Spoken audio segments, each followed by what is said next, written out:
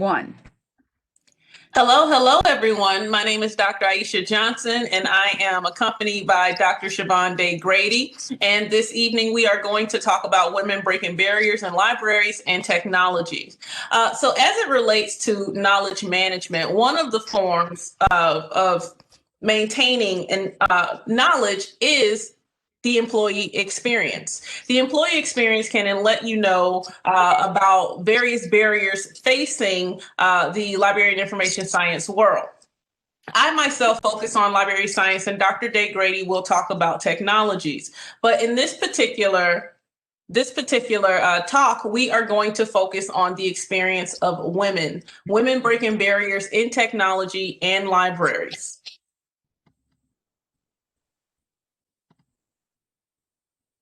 The underrepresentation of women in information science is not often explored among scholars in library and information science.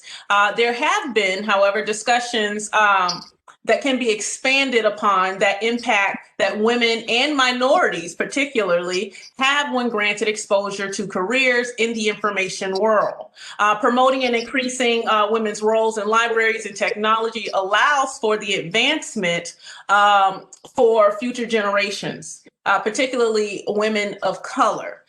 These advancements yield results applicable to LIS and the workforce in both industry and, of course, academia as we work ourselves as assistant professors. In order to, of course, address this issue, we must address the lack of LIS curriculum that would support women in general, not just women of color, but women in general. We also have to look at embedded field disparities and promote the excellent work of women standing on their soapbox for diversity and inclusion. The Works in Progress seeks to advance educational opportunities, scholarship, and media platforms focused on such disparities that women in LIS have experienced. The funding of education opportunities in library science and information science programs at historically Black colleges and universities that you may also hear us refer to as HBCUs, such as North Carolina Central University. This project, of course, Women Breaking Barriers in Libraries and Technology, acknowledges such disparities in the profession and in the curriculum across the country.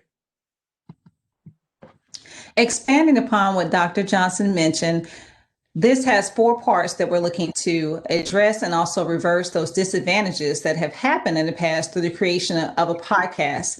And some of the things that we're going to look at addressing in the podcast are those challenges faced by women in information-based fields. As we know, not only for women of color or minority women, it's difficult, but it is difficult for women in general facing these obstacles in male-dominated fields. Also, we'll be looking to develop curriculum in which we can share some of the great work that women in this field have done and others who may not have been noticed before or noted in the field. We also want to give students an opportunity to engage in research. Having those research opportunities builds confidence in students' ability to share their research and their knowledge, and also give them an opportunity to explore publications. If they're able to publicize the work that they're doing and get authorship, as well as continue to present themselves, that is a win-win. Also, working with digital humanities and having workshops with K through 12 schools, that is another way in which we want to address this work. We also will have a website that will host the podcast, which we're very excited about, and also plan to do scholarly publications and teaching materials. In addition to all of this, we'll be working with various departments at the university. One of those departments will be the communications department, where we'll work with the radio station on campus to assist us with developing and creating this podcast, as well as maybe tapping on other shoulders of other departments, such as the humanities departments at North Carolina Central University as well.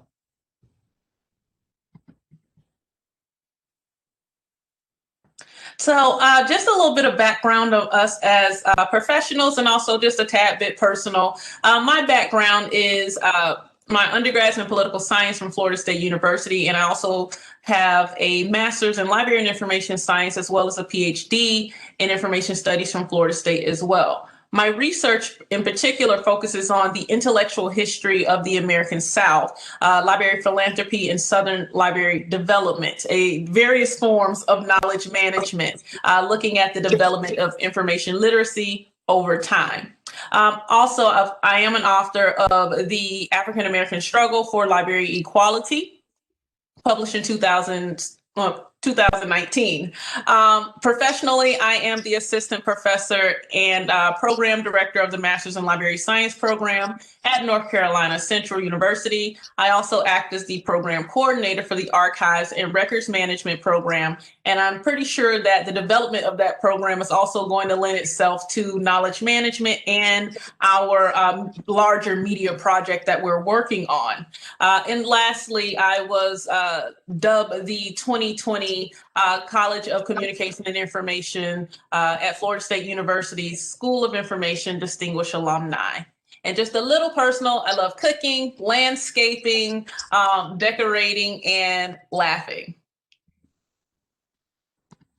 And I can definitely co-sign that she enjoys laughing, as do I. A little bit about myself. So I'm a 3-time HBCU graduate myself. So I went to undergrad at Winston-Salem State University. I happened to get my master's degree right here in the same department that I'm working in now, information science in 2009.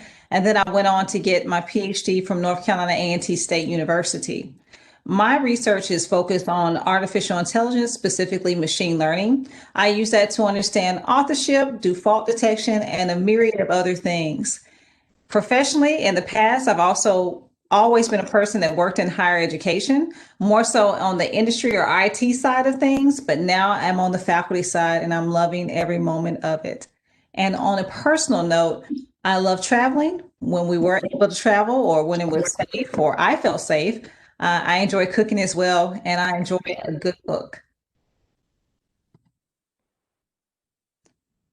Lastly, this concludes sort of our presentation that we have for you all today. We hope that you will take this time to connect with us, whether that be on social media, email, or LinkedIn. We welcome you to connect with us and to learn more about this developing project that we have currently. And we thank you all so much for your time today.